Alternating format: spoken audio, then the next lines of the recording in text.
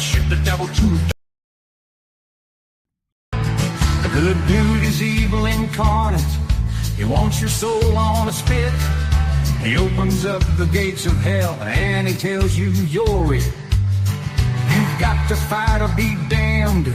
Eternity is at stake. The only thing that you can do is stay alert and awaken.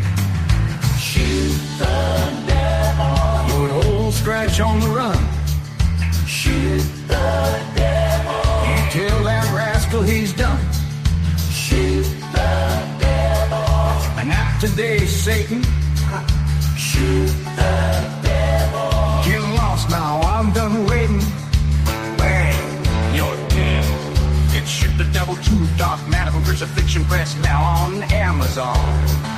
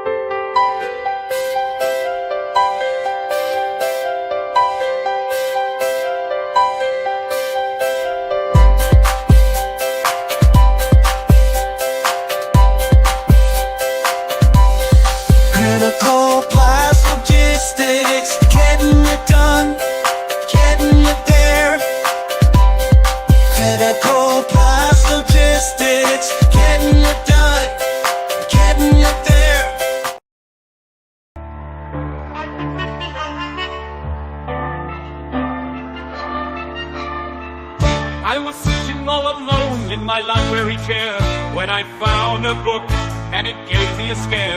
The pages I kept turning, it quite took me in. What was it? Oh, where do I begin? We read the monsters. I read the monsters next door. The monsters. It had short stories galore. The monsters. It's full of horror and gore. The monsters. I read the monsters next door.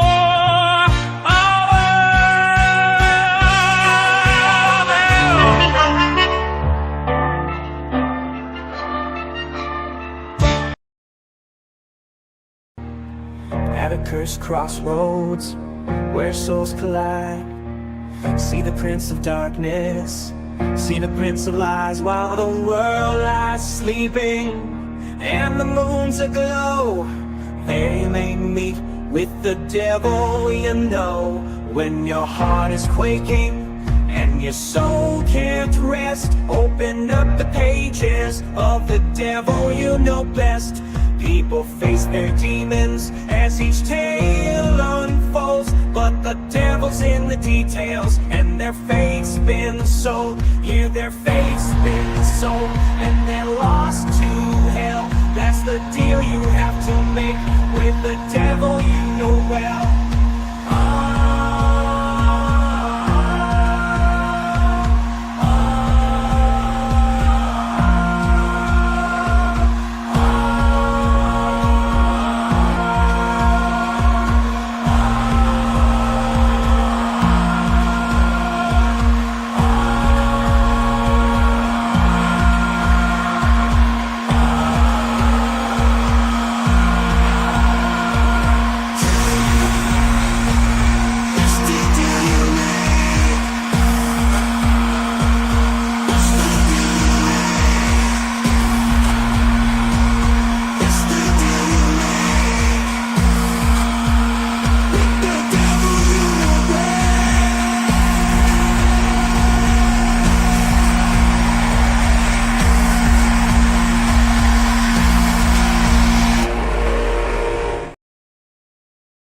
Welcome back. It's a full house tonight, as our fearless leader hosts a panel of authors, all of whom have contributed to this delightful anthology, Shoot the... Wait, am I reading this correctly?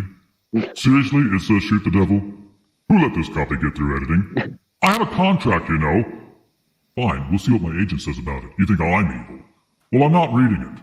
There's no way I'm going to say, here are the writers for Shoot the Devil 2. It's demeaning. I have feelings, you know. Let them figure it out for themselves from context. What? My mic's what? Damn it! Very well then. Let's bring on our infernal host, Damascus Mincemeyer, and get on with the damn show! Hey, everyone. Good evening, everyone, and welcome to the damn show on the Critical Blast podcast. I'm your host, Damascus Mincemeyer. Our regular host, RJ Carter, is run off joining us tonight. Don't worry, I'll be back tomorrow. In the meantime, I'll be interviewing the creative crew behind the recent Crucifixion Press sci-fi horror anthology, Shoot L2 Dark Matter. With us tonight, we have editor Eric Postma. We have writer Richard Paulin, Frank Luke, and Aaron on, is it Aaron Trek? I don't want to mispronounce it. Aaron Van Tree, thank you. All right, so how is everybody tonight? Fantastic. Doing good. Right. I'm praying that the snowstorm holds off long enough to finish the podcast because I'm going to lose internet as soon as it hits. But I have a similar potential issue with a rainstorm coming through my area. So yeah, it's raining where I'm at in St. Louis right now, and it's kind of dodgy weather. So anyway, I would like to welcome everyone to the show. I know Eric was here last year with the first Shoot the Devil with some other contributors, and welcome back. And I would like to start my shows this way, so we'll just go around the circle here. And I would like to start by asking, who are you? What do you do, and when do you do it? Let's start with Richard and go clockwise here. okay, my name is Richard Paulinelli. I'm obviously one of the authors in this anthology. I've been a writer in one form or another, from fiction to newspapers and magazines, since about 1983. God, I feel old after saying that. And I'm also the publisher at Tuscany Bay Books.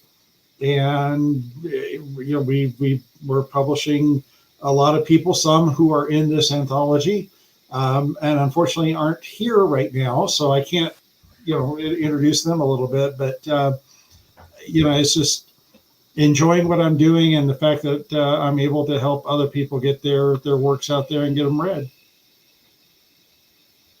TJ's popped in there. Hello. yeah, how you doing, TJ? Howdy, I'm doing good. Sorry for being a bit late. No, it's okay. Well, I should tell the audience, there'll be contributors and all popping in and out of will here. It's okay. There was, how many were in this book, Eric? I forget. 11. 12. Yep, we had a total of 11 contributors for this one. Yeah, so they can all be popping in at any moment. That's during entirely the, possible. Group chat. Yeah. So, Eric, how did you get into, who are you, what do you do, and why do you do it? Well, my name's Eric Postma, although online I'm just generally known as Ginger or the Ginger Man Editor, depending on where you're finding me. I guess I kind of accidentally fell into doing editing like years ago. I had some friends who did a small indie publishing house called Grail Quest Books, and they started sending me stuff just for beta reading purposes. And I started editing it because basically I couldn't help myself. And they said that you're good at this, so would you like to do this for us on an official basis? So started doing that, and then I decided, hey, can I get paid doing this? And it turns out that I can, but not very much. Oh, right. All right, I see Frank's popping. Yep. So, Frank, who are you, what do you do, and why do you do it?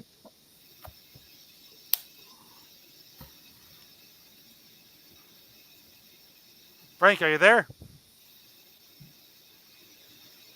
I'm going with he's here in spirit. Yeah, okay. Let's go to TJ then. Sure.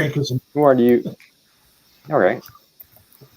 Who are you? What do you do? And why do you do it? Introduce yourself. Oh, sure. I'm TJ Marquis. I love to write mostly at this point science fantasy, sort of heavy on the fantasy side. But I'm always looking to read and to write the stuff that's kind of out there, kind of gonzo.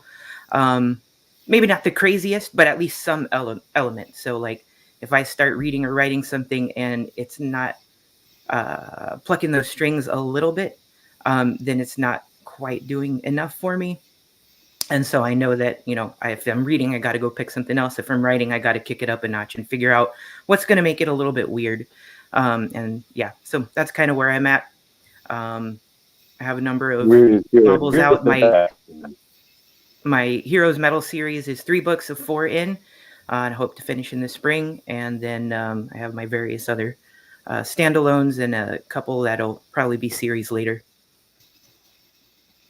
Oh, cool. Yeah. Right, Aaron, what about you? Introduce yourself to everybody. I'm Aaron Van Treek, and though writing is a lot of fun, I am actually a data analyst for my day job. Like Ginger said, the pay ain't all there. But we having speaker issues? No, I can hear you very well. I can hear you. I've gotten about 8 short stories published so far. I have designs on some novels, but my attention span is approximately 50 pages. So I've had some trouble with that. Don't worry. I love doing short stories the best, I think, because I get my attention span is very short, and I like that complete feeling, complete the story, and then move on to the new. I like that. I enjoy that. Right. So this book is Eric's brainchild, as was the first Shoot the Devil. Like, what is the mission statement for these books? Explain that to the audience. The basic mission statement for the Shoot the Devil series is we want cool, kick-ass stories of people beating the hell out of evil supernatural beings. Plain and simple. There's evil, there's good guys, and the good guys win. It all started with a conversation between myself, Declan Finn, and another person on the app formerly known as Twitter. That we were just kind of talking about this entire idea, and somebody threw out the phrase "punching demons," and I'm like, that sounds like an anthology in the making, which never suggest to Declan that there be a writing project unless you plan on following through with it, because he will beat you mercilessly until you do. Excellent. So careful the suggestions you make around that man. I'm just saying. And because one, he is insanely prolific and does not understand why no one else is as prolific as he is. Excellent. And but it's good because it motivated me to kind of work on getting the first one out the door. And then with the second one, the idea for it was kind of born here, actually, on the on the episode we did talking about Shoot the Devil 1. And excellent. Declan kind of gave me the additional poke a couple months later. So, hey, we doing this? I'm like, yep, you were doing it. And I decided that this one, I'm kind of like, mainstream sci-fi is really low on any sort of religious themes. Indie sci-fi is full of it, but mainstream sci-fi, not so much. So I was like, well, that's true. Let's increase that a little bit. And basically, same parameters, but sci-fi. And, of course, sci-fi could mean anything from space travel, time travel, genetic engineering, what have you. Pick your thing. But, and so, thus, Dark Matter was born. Which, Dark Matter, that was Michael. Credit where it's due. Michael, yeah. Hi, Michael, if you're watching. What's up, man? So let's go around and have everyone talk about their contribution, their story a little bit. Describe what it was and how you came up with the idea. Let's start with Richard. Okay. First off, can you guys hear me? Because I had to do some changes. Yep. We're good? Okay. A minor miracle has happened. Mine is kind of a tortured route that it got to being a short story in this collection. It's basically a character I created for a story idea a long time ago, and I just hadn't sat down and fleshed out how I wanted to work it. The main character is a Jesuit priest who the church calls on for certain missions. of the more supernatural type. And I can't really go into spoilers on the original idea, but I had it laid out to where he would be a character that would actually take on immortality and work his way through the history of the church as he went along. And I just kind of had it set off to the side. A couple of years ago, Kevin J. Anderson had an anthology he was doing called Movies, Monsters, and Mayhem. And it kind of opened the door for me to write this character. And I submitted the short story. It was the last story cut from that anthology. So it wound up actually being published in another one that's coming out in January. In the meantime, this anthology comes out, and I'm sitting there going, well, this would be a perfect one for my character for a second story. And it's where in the place called Harmageddon begins is this Jesuit priest is actually stationed on the moon on a new moon colony. So obviously this is well in the future. And the church calls on him to go to the newly established Mars colony because they fear there is the influence of the devil has taken hold of the colony. And of course, when he gets there, he finds it's just that much worse. I like that whole concept of him living by himself and his abode on the dark side of the moon all by himself. And it had a feel, your story definitely had a feel of it being part of a larger, broader work. I remember when I was reading it, I actually wondered if you had done a novel or something with the character or not. Damascus. I didn't know if you had it or not. Yeah. Damascus, time out. What? Can you turn your camera off? Okay. Try to save some bandwidth here. Your voice is worse than my demon intro right now. Oh, okay. No. That didn't help. Let me sit here for a second and talk with the guys. And why don't you disconnect and reconnect and see if that gets you a better connection. For a minute, I thought this speaker was going. I'm like, I'm running out of speakers, guys. I can't go to anything else. But yeah, it was never you, Richard. It was never you. Yeah, it was driving me crazy. I'm like, I just switched. What's going on now? No, my main character actually is it. I'll give a little bit of a spoiler here. It's actually Judas Iscariot. Oh, okay. And he has been. I don't want to get too much into spoilers. He has been called upon to atone for his actions during the time of Christ. So it's kind of a redemption arc where he is going to have to travel through all this time and be on hand to be called upon to do certain things.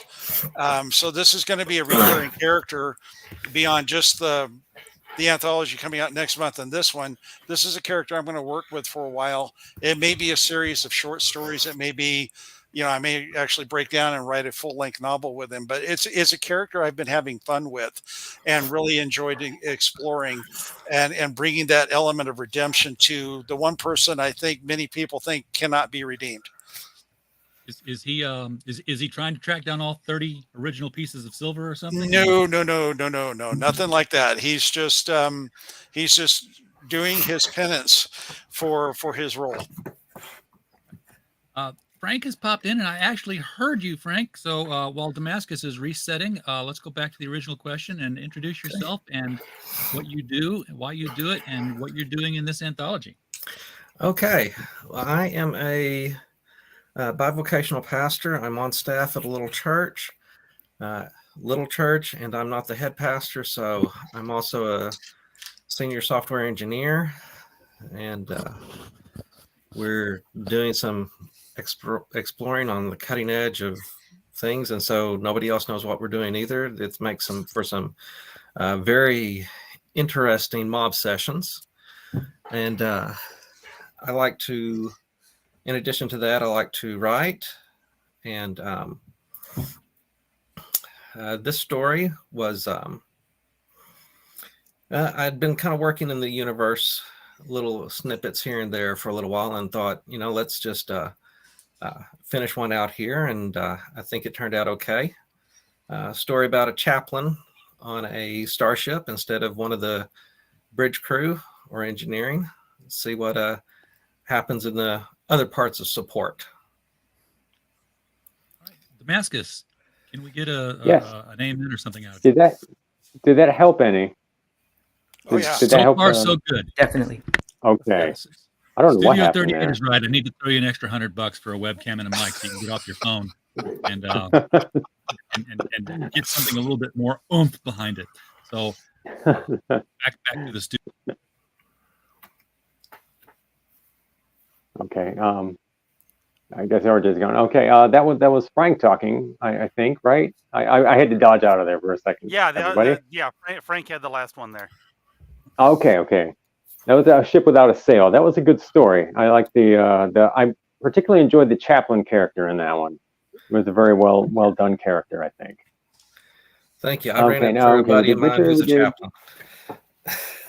Oh, cool. Okay, we did Richard, we got Frank. Let's see. Let's do Aaron next. Let's talk about your story, The Last War. Yeah. So it came out of a saying I heard just on Facebook randomly, just sparked this weird fever dream of wars in space against demons. You have but one enemy, the devil, and with him never be reconciled. The idea being that far enough into the future, we'll have resolved internal differences, and we will recognize that we do, in fact, have just the one enemy. And unfortunately, he has Borg-like powers in space. Mm-hmm. I liked how yours was. I liked how it was written from like the aliens' perspective, the lean. That was a very cool thing. Yeah, that was. I'm not sure if I pulled that one off entirely. Have you guys read Lost in the Cosmos?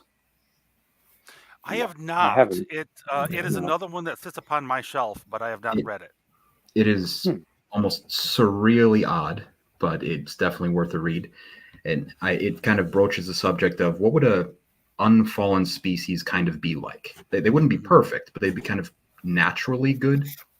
And that's what I did with the aliens. And because of that, they don't really have religion in the traditional sense. So every religious element that the Vatican-sponsored group of volunteers showed off, it just freaked him out. He had no real cognizance or understanding of what was going on.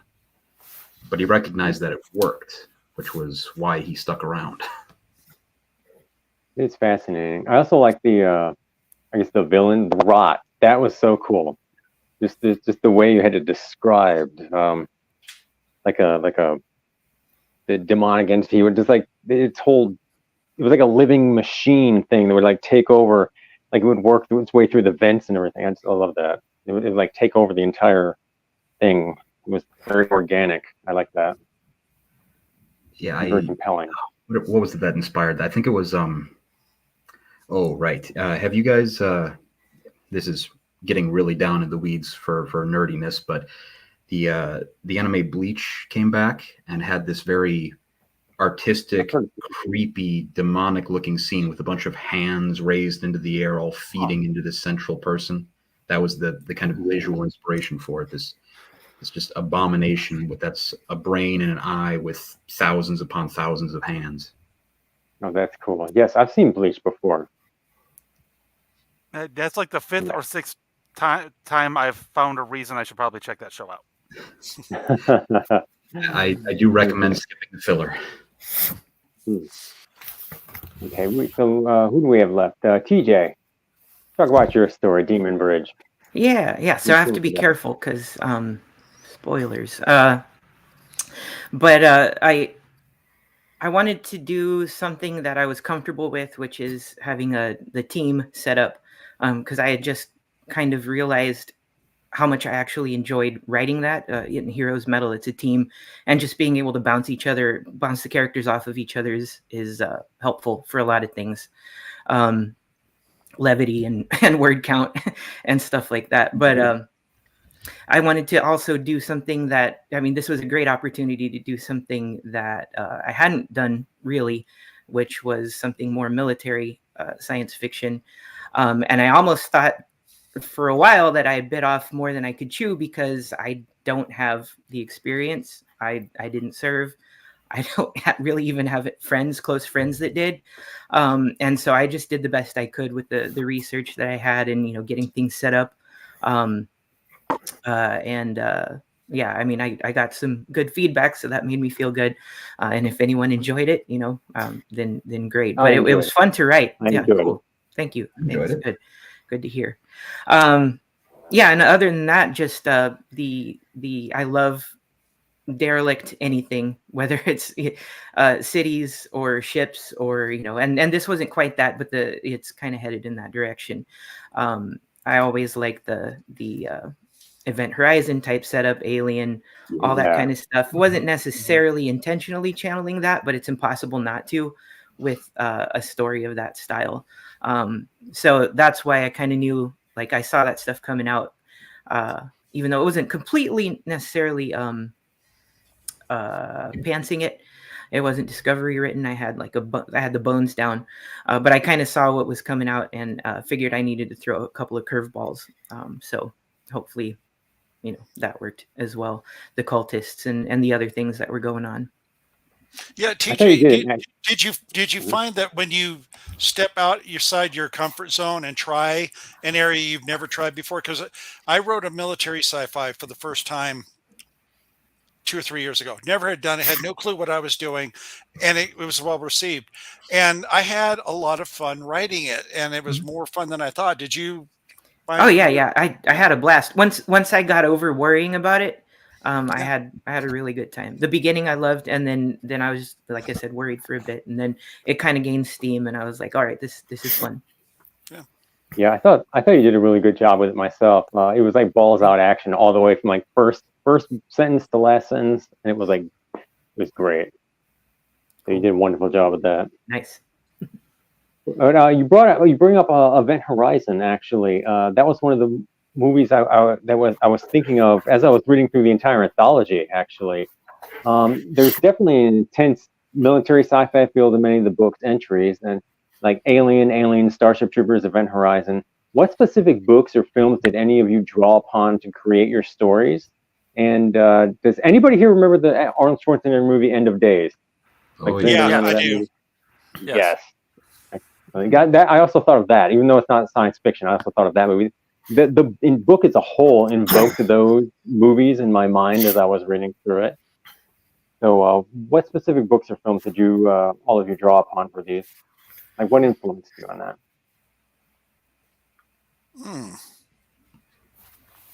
That's a tough one. I'm gonna let somebody else jump in while I kind of ponder this. I got one in mind, so I'll go ahead and go. I was definitely thinking of Predator with the setup of the team, even though it includes some women. It was impossible not to think of that with the type of team that I had in mind. So, I spent a little bit of time thinking about that and cross-referencing with actual hierarchies, the ranks and stuff like that.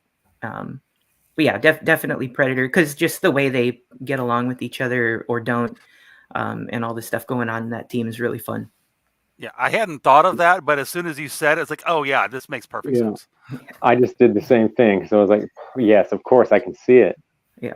I remember in what was it, the third movie, Predators, they had a woman in the team. Yeah. Yeah, I mean that one was really kind of almost a recasting in a sense of the original, because it was the same number of people, same sort of thing with like multiple distinct personalities. You had kind of a showdown between a more stoic character with the blade and everything towards the end. that one was a good movie. But anyway. Yeah, I like that one. I just rewatched that one about 5-6 weeks ago. Great film. Yeah, I think with mine the closest you could get would be Van Helsing, where it's the character is living for a very long time. He's called upon by the church to deal with certain supernatural events. I think the only difference between my character and Van Helsing at the beginning is my character never loses his memory, who he was and what he did. Whereas at the beginning, Van Helsing just he can remember fighting at a battle hundreds of years ago, but he doesn't really know why he's still doing what he's doing as far as how he got there. So I think if you wanted to pick any movie that I drew upon for the character, it would be Van Helsing. No, I can kind of see that. I can see that. Although I'm going to go ahead and say, Richard, your story is way better than Van Helsing was. No, yeah. I appreciate that. I hope so. I hope that the primary redeeming quality of Van Helsing was Kate Beckinsale. Definitely. Yeah. I was thinking that just now. I was thinking, well, it had Kate Beckinsale in it and that really cool costume, but yeah, the movie was.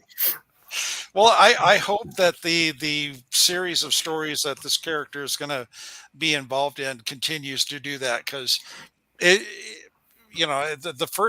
actual first story that I wrote that was published is set in North Dakota in the 1950s, and he is chasing a former priest who is using a book that he stole from the Vatican that is full of stuff that they don't want out there to do evil things. So it's going to be based on that a little bit. There'll always be that connection to the church sending him out. The main story that I'm writing, though, is where he'll kind of come to be at odds with the church after he gets sent out on this one. It's kind of a moment where he kind of takes control of his own destiny for a change, and it's going to be tough to pull off, which is why I haven't really got it written yet, because there's still some work as far as how it's all going to play out. But I hope the character continues to be one that people want to come back and keep reading. Yeah, I think so, because you can do so much with that, because you could do stories throughout the world, throughout any time period from the past 2,000 years, and even into the future again. I mean, there's such a wide variety of stories, characters, plots, cultures you could draw from to use those. I think that's a fantastic idea, actually. Don't want to add any spoilers, but well, I mean, I have centuries to work with, right? I mean, we're already 2,000 years, and as I showed with this one, I jumped in the future with him, so he's going to be around for a while. There's plenty of trouble for him to get into. Absolutely. Yeah. So, what influenced all of you to want to become writers? I find it fascinating. I like to know where other writers. What made you a writer? Oh, my phone's overheating. Oh, good grief. Somebody get that man a webcam. I haven't had trouble with this in a long time. Yeah. Right. Well, during the intro, it was revealed that the devil is not happy about this particular episode, so it only makes sense that he's having issues with probably demonic technology. It's probably an Apple. Yeah, my first speaker dies. We lose Damascus. I dropped in and out for the first 15 minutes. Yep. I look at my phone to do one little thing, and I look up because I'm muted because I'm talking to my phone because I hate typing. I hate typing on the phone. And I look up and I'm like, there's a lot fewer squares. Where's Alice? Yep.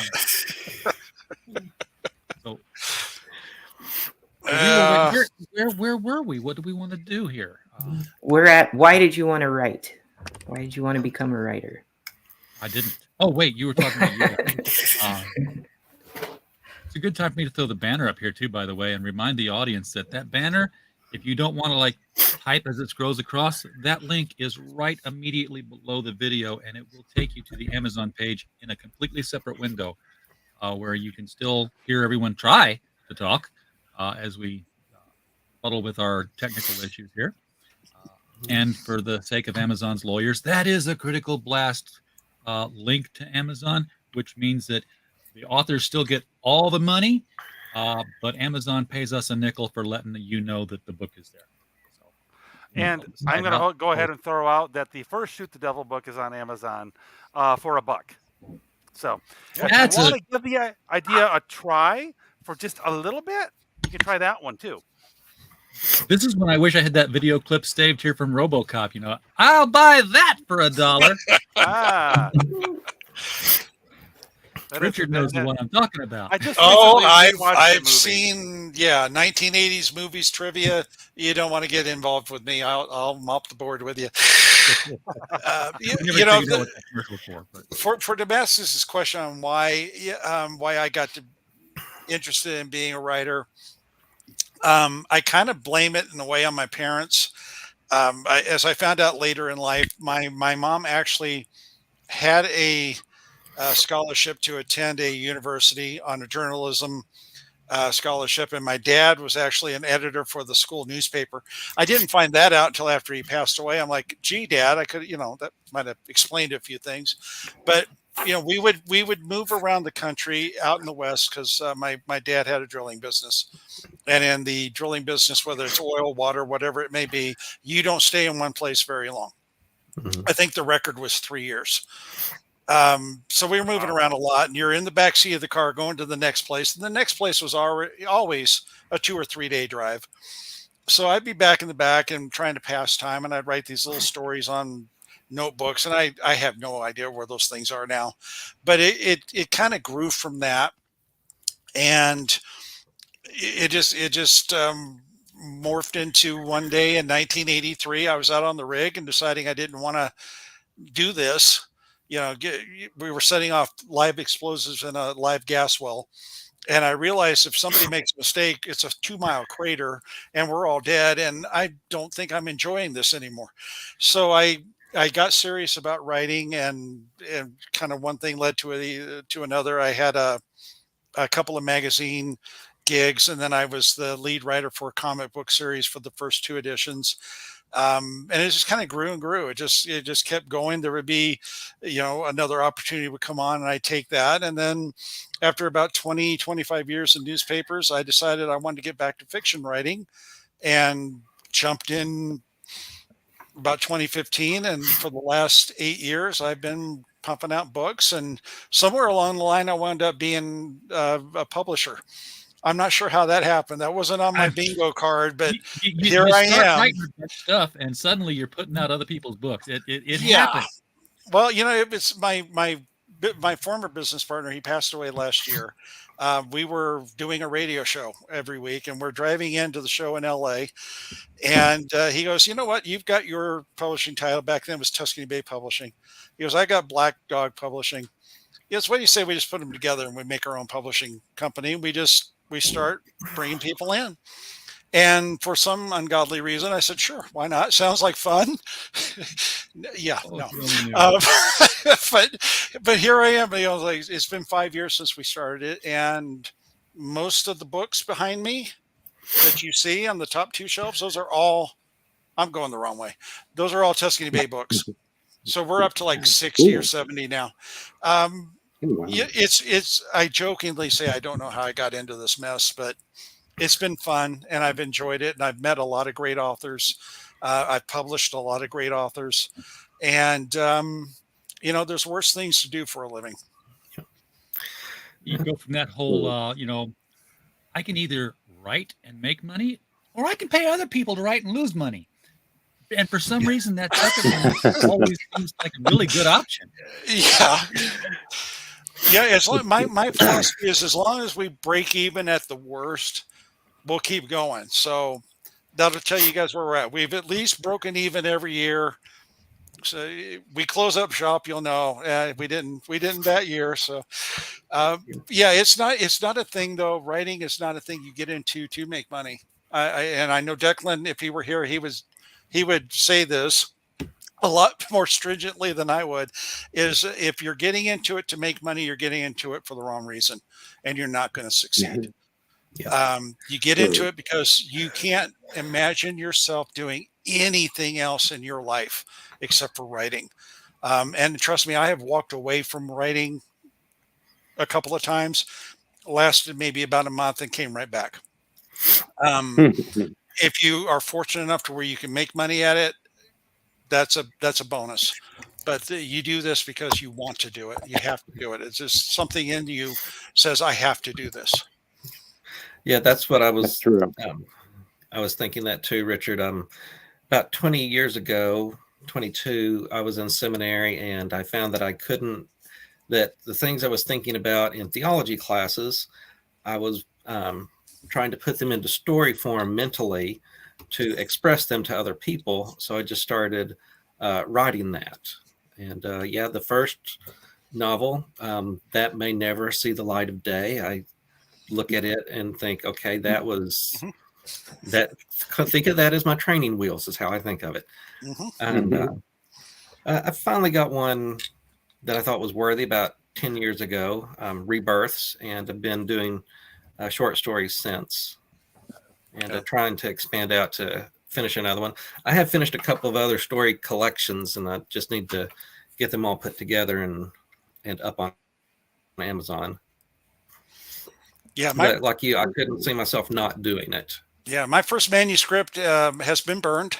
It will never, ever, ever see the light of day. I know that I remember the title is The Merizium Factor, and that's all you'll ever know about it because I have destroyed the only copy.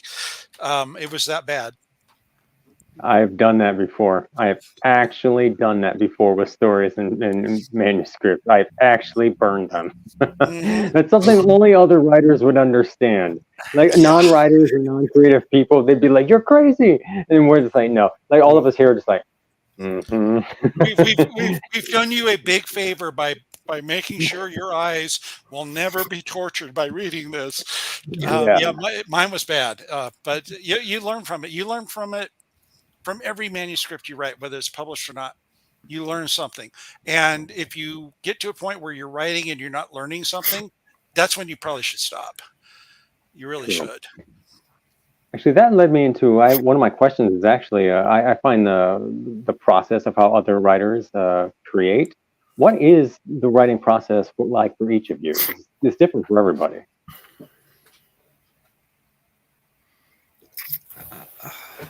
Somebody else gets to go first. That's Aaron. Okay. Aaron, you've been quiet, man. Yeah. My writing process depends on what day it is, what I've had to eat, and how many hours of sleep have happened in the day. I've done planning. I've executed a story perfectly to plan. That one has never seen the light of day, nor will it. Everything I've gotten published, though, is very much kind of in the organic growth department. I start with a feeling, an idea, some image that just gets stuck in my brain and refuses to leave and won't pay me rent. And I just kind of build it up from there. How about you, TJ? So usually now I've got it. I'm writing / editing, doing stuff like that, writing services and other things full time. So especially since I started doing that, I plan it. I have to plan it, otherwise there's no room in the schedule.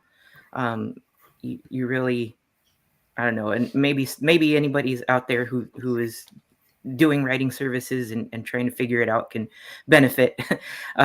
But you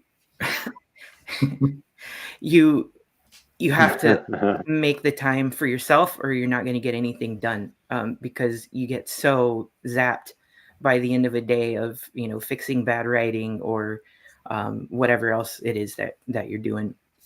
So I definitely have to plan the projects.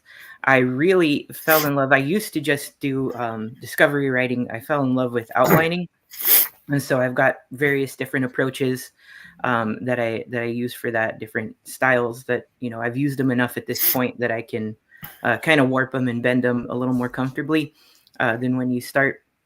So I always do some kind of an outline, whether it's sparse or big and fat, and then I just go for it. Usually chronologically. Some people go out of order, but I find it much easier to stick to the chronology. And I prefer to get stuff done quickly because it's more fun, feels more fun than when you have to get back into something after letting it sit for a while. And I discovered that writing Heroes Metal 1, How Black the Sky, a couple years ago. I don't know, more than a couple by now. I did it for NaNoWriMo and succeeded in finishing before the end of the month. And I was just like, man, that was great. That was the most fun I've ever had writing. And I want to do that every time. I haven't succeeded in doing that every time, but I try, because it really is a different experience to go quickly through the novel and keep the momentum, even if sometimes it does hurt a little bit to make yourself sit down and do it. Yeah, that's most of my approach. My Yeah, if approach. you can get it out, in like that big first burst. It's a lot more fun than then it becomes work if it doesn't. Yeah, well, and you give other ideas a chance to get in, and you get the shiny object syndrome and all kinds of other distractions. Yeah. Right. What about you, Frank? I roll around things, and when I get an idea that I think I'm going to work with, I start to flesh it out. I want to know two things to start with. Where is the character? Because the story is always about the character and the character growth. Where does he start?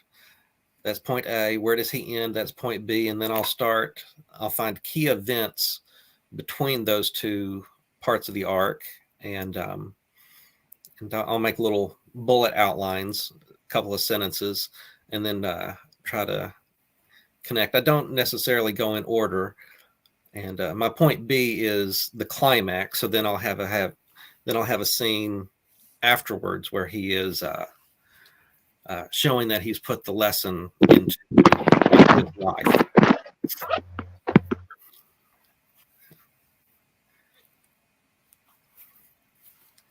And it's always, where does the idea come from? When I was writing Rebirths a few years ago, the idea for the third part of that novella, the third novella in that set, came from a sermon I was listening to. The preacher said, "Remember, once the Father calls you, he does not uncall you." And that was just perfect, because I had left off part 2 with the main character who had gone apostate. He ended part 2 coming back to faith and just wondering, where do I go now? And so then that let me go right into part 3. And that was some of the fastest writing I have ever done. That's pretty cool. Sorry, my fan I had to cool my phone off, and the fan was falling over. That was one of RJ's secrets. He's like, fan, you put the fan on and it'll cool your phone off. And I was like, that's great if it stands up properly. Yeah, they never do, though. No, I know. So, Richard, what's your writing process like? Mine basically will always start with there'll be some kind of a thought in my head, which could be just bounces around and here it comes, or I'll be listening to something. For example, the novel I wrote, Escaping Infinity, is my first sci-fi novel, was actually born the first time I heard Hotel California by the Eagles, because I'm thinking that would be a great horror story.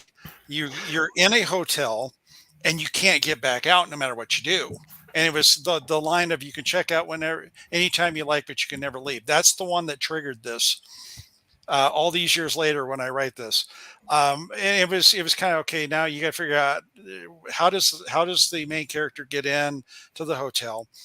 Why is the hotel keeping this person, stuck inside? Why can't they get back out? You work all this out, and it never really clicked. So I just kind of let it sit on the back burner. And I do this with a lot of my stories. If they're not, I don't feel like they're ready to go, I'll let them stew a little bit and think about it a little bit more. And then when it feels like I've got it worked out, then I'll start on it. And it was actually, God, it must have been like 10, 15 years later when I started having this recurring nightmare of being stuck in a corridor or a cave or a row of bookshelves, and you get to the end of whatever you're in. You can't go forward, you can't turn left, you can't turn right. So turn around and go back. Well, when you turn around and go back, you can't go anywhere. You're stuck. You're trapped in whatever area you were in. And I'd always wake up heart pounding because, I had this feeling I couldn't breathe. And I'm like, what is going on? So this goes on for a week. And finally, one day, it dawns on me. It was related to a work-related issue, and what my subconscious has been yelling at me for a week to do is quit trying to turn to the side, quit trying to go back, keep going forward. It's going to work out. I have the dream. I shoved through the barrier, and it opens up into this beautiful park. Everything's great. Everything's fantastic. I'm like, there you go.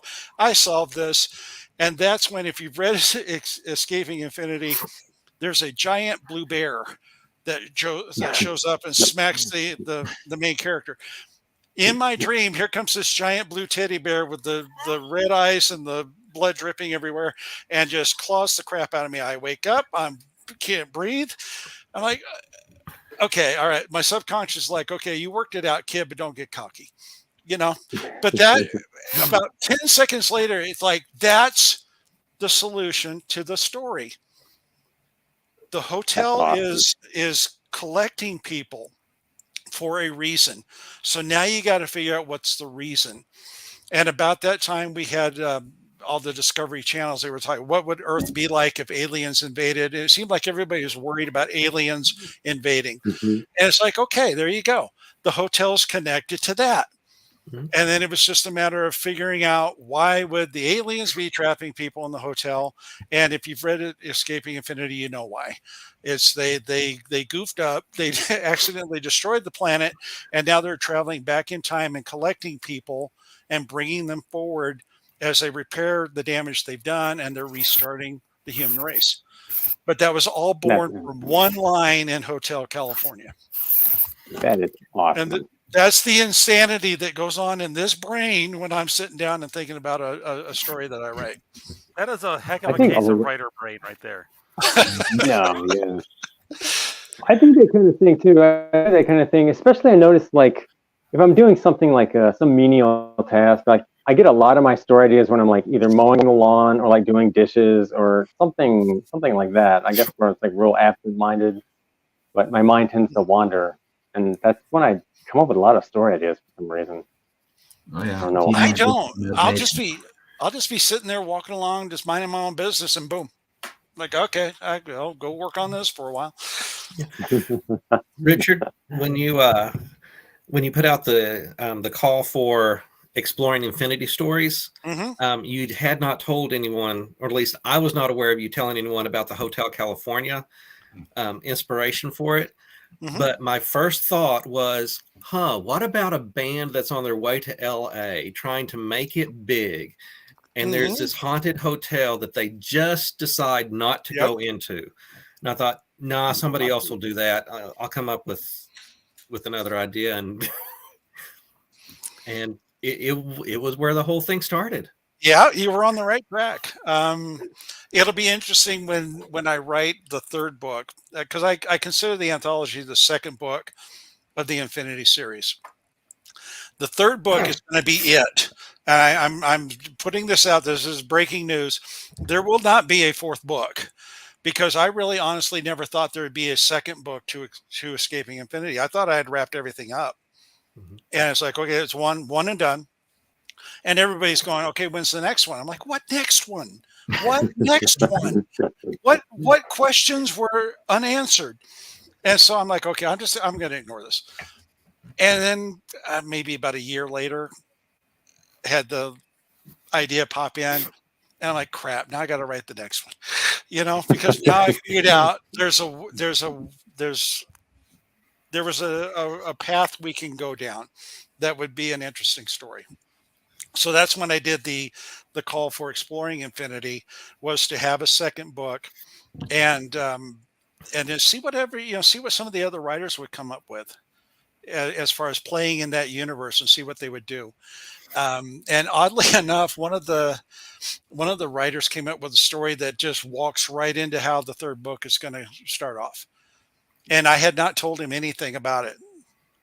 So it's when you said that, it's like, it's fascinating to me that you dialed in on Hotel California without knowing, just like he dialed in on what I'm going to do with the third book without being told. I think it's what makes writers interesting is that we can pick up on a thread from another writer without really even knowing it, and come up with some incredible stories.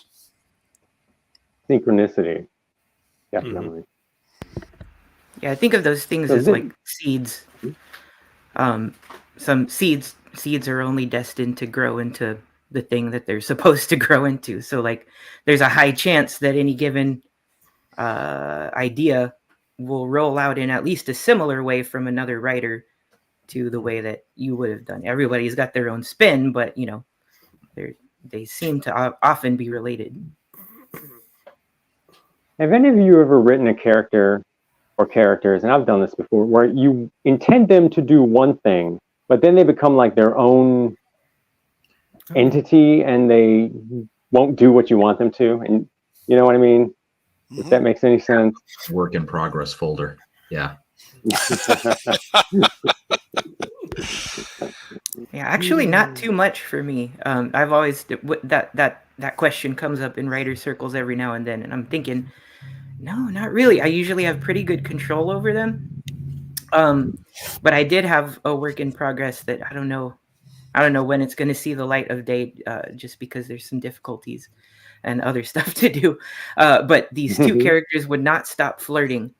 And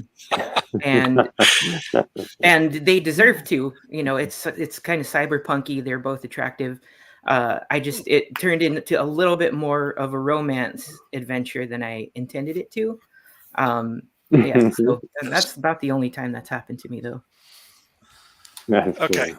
Took me a while to rummage through the library. This book right here, the main character, if you're going to swear, is the first mate of the Timeless, called his name is Little John Singapore, and he's not supposed to be the main character.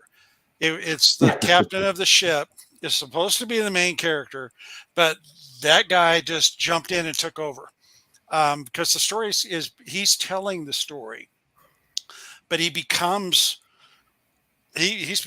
the story. As I've gone through the series, he's just taken over more and more. And it's working. So I've talked to some writers who have that. They're like, okay, this character keeps doing stuff and I don't want him to do it. And it's like, roll with it. Sometimes that character is that little part of your brain that really has some good ideas. Let it go. Let's see where it takes you. Because as it was in this case, he took it in a direction I didn't intend, but it's a lot better story. Yeah. Awesome. I had something. The bad thing is when I've noted is I start talking like him because he has the pirate accent. When I'm writing the story, I'll get done and it'd be like, I even do it with my emails. I'm like, can I get my book on the 4th? And it'll come out as, can I get me book on the 4th? I'm like, where the hell is that coming from? So yeah, they do. They jump in and take over. Yeah. I had kind of a can't think of a character that wouldn't go the right direction, but I did have a character once where I was trying to kill off to bring some grief and trauma and impetus for character growth to her husband. And no matter how I wrote the death scene, it did not work, and I could not write anything after it. So I finally just rolled things back in my outline until I had a way that she could live through it, wounded, but she was going to live through it. And then the rest of the thing started flowing. I'm like, okay, so we'll have different kinds of conflict going forward, but I'm good with it. Yeah, definitely. But yeah, I've had that happen quite a bit, where I'll intend for a character to go one way, but they just kind of refuse to do that. So my next question would probably be more for Eric than anyone else. Which of the Shoot the Devil books was more of a challenge to assemble, like as a whole, like as a project? Was it harder to do the first one or the second one?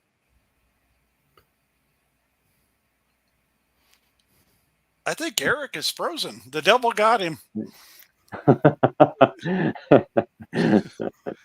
Oh, okay then. He looked up. Yep, he's moving. Nope. What? Yes. Sorry, everybody was roboting. Oh, it's one of those kind of nights. I was asking you which Shoot the Devil book was more of a challenge to like assemble and put together, the first one or the second one? That's a good question. I would say honestly, this one was slightly more challenging. There was just a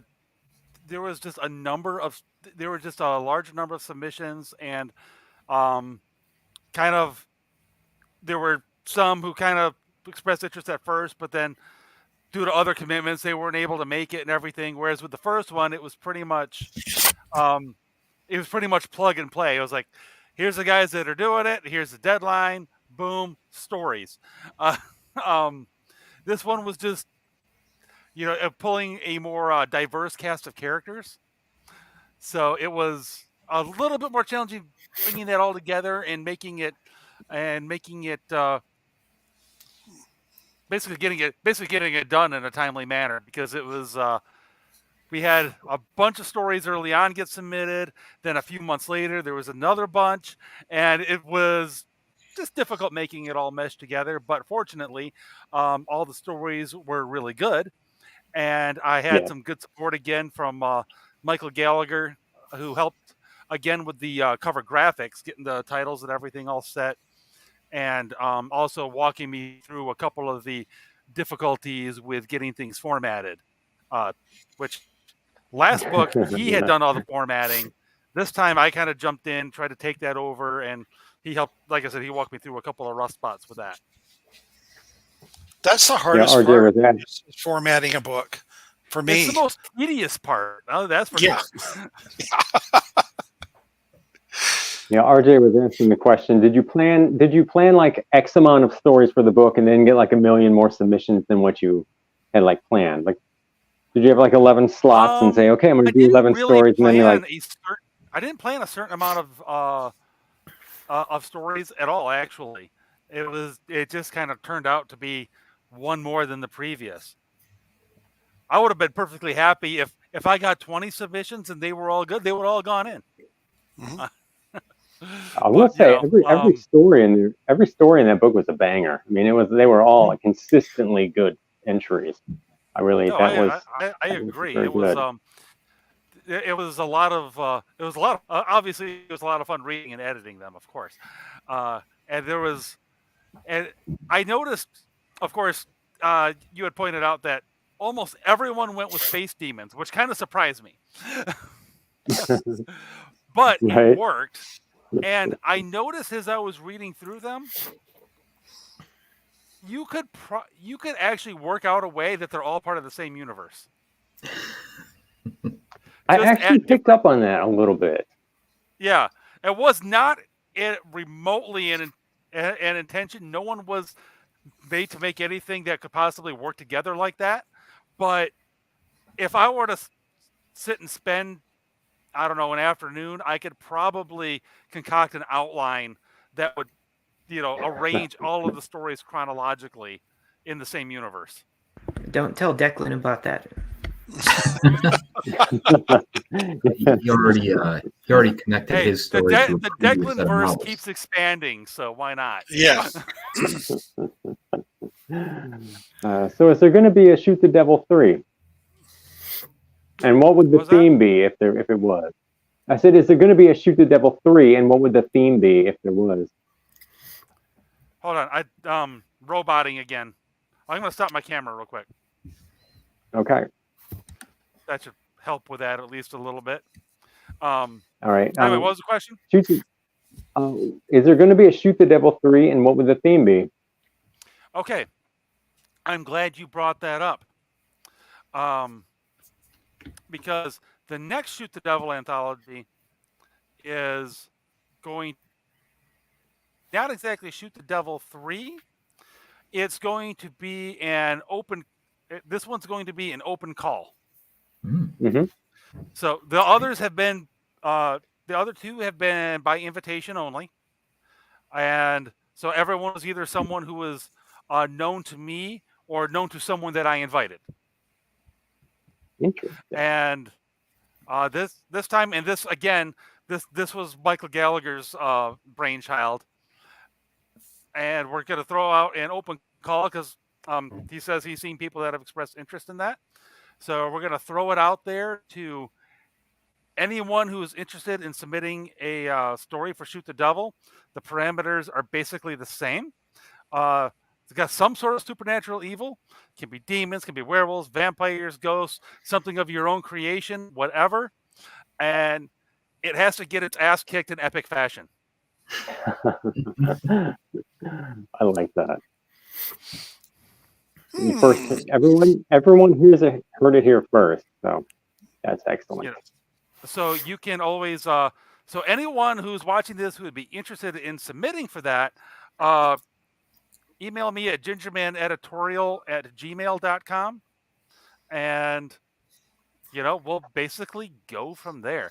I would say too, it's also if anyone's out there who maybe has contributed in the past and that you've got something experimental that you want to throw out there that maybe you're hesitant, this would be a good time. So is there a submission deadline? Yeah. Submission deadline. Let me think about that for a second. I'm going to go with, let's make it Easter. Oh, cool. Okay. Generous. I might actually do that. This is me adding to my calendar, boys. Just give me a sec here. Also, I need think one more project. Yeah. Also, Yeah. I mean, I've got an idea. I think I'm gonna see if I can find time to write for that one. We'll see. My writing muscles are thoroughly atrophied, but between kids, full-time job, farm, and editing on the side, we'll see what I have time for writing. Yeah. Yeah. It sounds interesting, though. I might try to turn my hand at that one, actually. Awesome. But let's see. And so, any shout outs that any of you want to give to anyone watching or listening? Well, man, again, thanks for all the help from Michael Gallagher, of course, for helping get these things out the door. Also to Declan for being the constant cattle prod in my ass to keep me going, and to of course all of the authors who have contributed. Obviously it wouldn't exist without them, and of course I would be remiss if I did not also give a shout out to my daughter, who was the cover artist for That's right. Both volumes of Shoot the Devil. Yeah, good stuff. I love the cover to volume 2 really, really much. So pass my props. Yeah, on she here. really brought it out for that one, and you would not believe how quick the development time was on this. Like from the time she started putting a digital pen to screen, it was maybe a week. Wow. That Nice. we got it all nailed out, and the Dragon went through 3 major iterations. By the time it was all done, and yeah, so her talent is continuing to grow by leaps and bounds. And if you guys could only see some of the painting that she does, like physical painting, the kid's ridiculous. And gosh, there was one other thing that I told him I would mention it since he couldn't make it, but Nathan has got a project he was working on. I'm trying to find the reference to it. This here. Oh, yes. Oh, yeah. He said he was working on a Virgil Everdis collection, which, if you read Shoot the Devil 1, his story featured a character, Virgil Everdis, and his psychic wife, shaping a Western town That was a really some sort of space demon.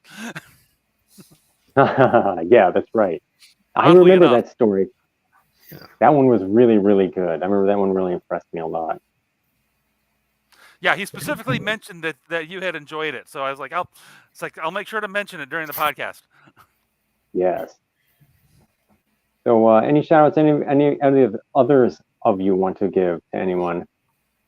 I just wanted to give a shout out to Mike for inviting me. He's the person who steered me in the direction of this anthology, and I appreciate that he did that, and that that Eric enjoyed the story enough to put it in. Not making any promises, but I might try again for the next one too. That sounds like fun to me. Yeah, same to Inner LaPointe. He's the one that let me know what was going on for this installment. I was real happy with all of the recommendations that others gave me as well, because Richard was actually someone, especially since we were going with sci-fi, that I very much wanted to get. Having read his Galen book, Galen, his Galen books, which I thoroughly enjoy. And as soon as Nathan mentioned TJ, I was like, I haven't read TJ yet, but I see his name all over the place. So yes, please and thank you. And then of course, I think it was Jaji that recommended both Frank and Aaron, which Jaji, being the fantastic writer that she is, I'm like, I don't really say no to something that Jaji says is good. So let's roll. How about you, Aaron? Yeah, quiet. That was my shout out to El Jaji Lamplighter. She actually sent me my very first acceptance letter too, with her her Fantastic Schools anthology series. Oh, awesome! Yeah, she passed me along for this one. And it was my very first invite-only writing. It kind of scared me a little bit, to be honest. Like, oh my goodness, pressure. I'm up to now. So where can we find all of you online for the anyone watching or listening? Well, I think with me, it's if you don't want to try to torture yourself and spell my last name, you can find me at sci-fi-scribe.com. It's all smashed together. Or you can go to Tuscany Bay Books, and all of our authors, there's a link that you can go to their sites. There should be. If there's not, then that will get fixed really quick. But yeah, that's the best place to find me, is one of those two. Yeah. Best place to find me talking about my writing would be frankluke.wordpress.com. Excellent. And got more on the more sermons and Bible question and answers have been going up lately, but yep, that's where you'll find me. Excellent. Where are you, TJ? So Habitual Levity is good for Twitter, and other than that, you can find your way to all of my other stuff via the YouTube channel, which is TJ Marquis. You'll probably find me there, or since they added handles, I think. Oh yeah, it's I don't use it that much. I never have to say it, but it's Multiverse Books. So yeah, so over there I do a weekly roundup called Indie Scan, where I try to call out new releases or new campaigns, and sometimes spotlights on things that have been out for a while, either just for fun or to fill space. There's usually enough new stuff that I don't have to. So if I do, it's usually just because. But yeah, so that's going on over there. A little bit of Heroes Metal content and that kind of thing. Excellent. How about you, Aaron? I've got a Amazon page under my name, Aaron Van Treek. Same with my Facebook author page. I don't have a blog or website of my own yet, but if I ever do manage to get a novel put together and published, then those will be following shortly thereafter. Excellent. And Eric? Sir. Where can we find... basically, find me at gingermaneditorial@gmail.com, and you can find me on X. Just find Gingerman Editor, put that in the search bar, and that's where you'll find me. Excellent. Right. I want to thank all of my guests tonight. It has been fun and an absolute blast talking with each and every one of you, and I look forward to having you on the show again when Shoot the Devil 3 comes out, hopefully next year. And don't forget, everyone, head over to Amazon and check out Shoot the Devil 2 Dark Matter. And if you've enjoyed tonight's show, remember, like, share, subscribe. Critical Blast and on you. Like, share, subscribe to Critical Blast on YouTube. That's all that is for tonight. And the damn show is done. All right, let's go with that beautiful put together trailer song for Shoot the Devil 2 Dark Matter one more time. That was Good awesome. dude is evil incarnate. He wants your soul on a spit.